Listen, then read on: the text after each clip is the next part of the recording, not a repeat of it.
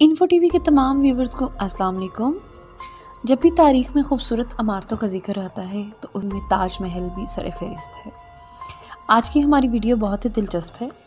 आपसे रिक्वेस्ट है कि काइंडली इसको पूरा देखिएगा और अगर आप हमारे चैनल पर नए हैं तो इसको सब्सक्राइब करें और बेल आइकन प्रेस कर दें ताकि हमारी अगली वीडियो का नोटिफिकेशन जल्द से जल्द मिल जाए। शाहजहां ने ताजमहल की इमारत अपनी महबूब मलका अर्जमत बानो, जिसे मुमताज़ महल के नाम से याद किया जाता है, उसकी याद में तामीर कराया। अर्जमत बानो की वफ़ात 1630 में हुई। कहते हैं कि इसकी तामीर के लिए दूर दराज के मुल्कों से इसी फ़न के मशहूर कारीगर बुलवाए गए, जिन्होंने ताजमहल का नमूना बनाया और इसकी तामीर में शाहजहां की इसी ख्वाहिश को अमली जामा पहनाने से पहले इसका लकड़ी का एक नमूना तैयार किया और फिर कारीगरों ने इसी की नकल की। लेकिन मुग़लिया दौर के किसी भी मौरख़ ने इस बात पर रोशनी नहीं डाली कि ताजमहल का नमूना किसी गैर मुल्की तख्लीक का मरहून मिन्नत है।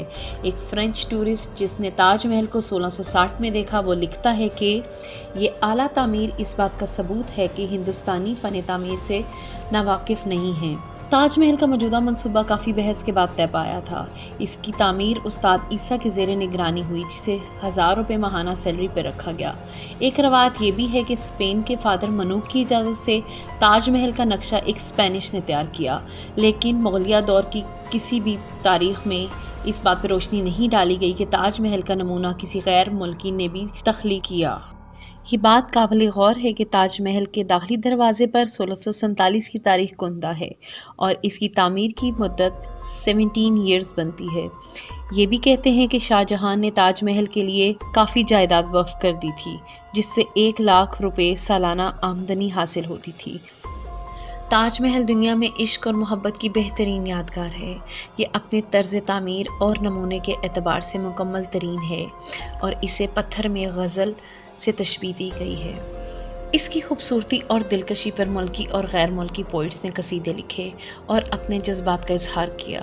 शाहजहां ने खुद इन अल्फाज में इसकी तारीफ़ की है, अगर कोई मुजरिम इसमें पनाह हासिल करे तो वो उसी शख्स की तरह होगा जिसे माफ़ कर दिया गया हो।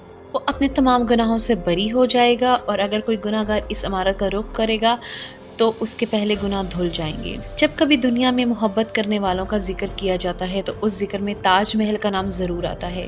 ताजमहल को वर्ल्ड की चंद हैरत अंगेज अजूबों में भी एक अजूबा माना जाता है। ताजमहल की दास्तान से बहुत कम लोग वाकिफ हैं। ताजमहल हकीकत में एक मोहब्बत की जिंदा मिसाल है। इसके अलावा म्यूजिशियंस अपने म्यूजिक में और पेंटर्स अपनी पेंटिंग में इसका जिक्र ज़रूर करते हैं।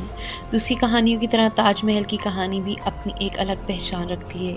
एक शहजादा जिसका नाम खुरम था, उसे 15 साल की उम्र में एक शहजादी से मोहब्बत हो गई।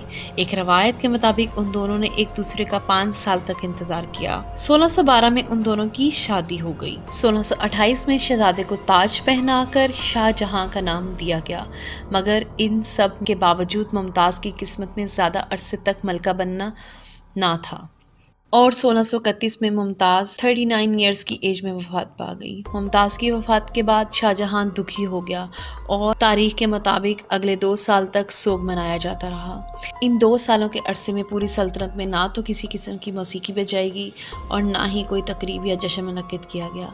शाहजहां ने मुमताज़ की याद में एक मकबरा तामीर करने का हुक्म दिया। इस मकबरे को बनाने के लिए आगरा में दुनिया भर से खूबसूरत वाइट मार्बल मंगवाया गया। ताजमहल की तज़ीनो आराइश में किसी किस्म की कमी नहीं छोड़ी गई।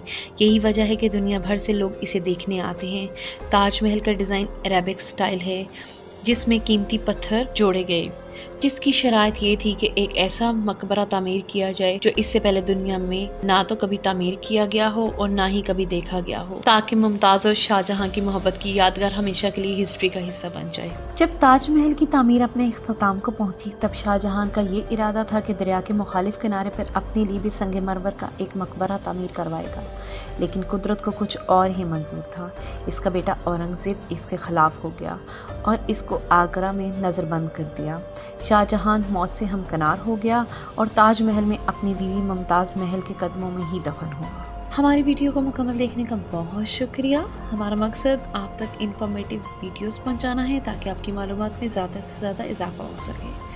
अपना बहुत सा ख्याल रखिएगा। अगली वीडियो में बहुत जल्द मुलाकात होगी। अल्लाह हाफ़िज़।